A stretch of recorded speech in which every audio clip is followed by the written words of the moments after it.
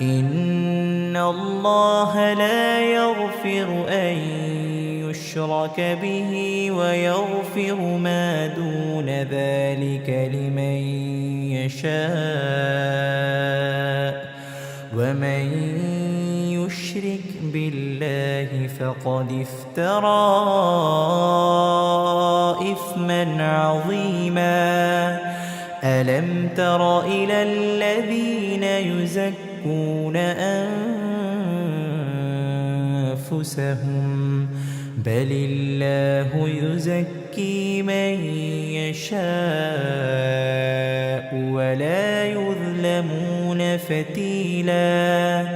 انظر كيف يفترون على الله الكذب وكفى به إثما مبينا ألم تر إلى الذين أوتوا نصيبا من الكتاب يؤمنون بالجبت والطاغوت ويقولون للذين كفروا هؤلاء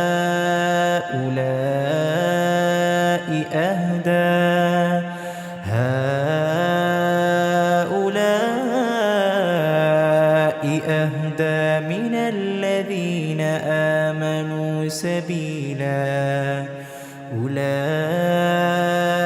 الذين لعنهم الله ومن يلعن الله فلن تجد له نصيرا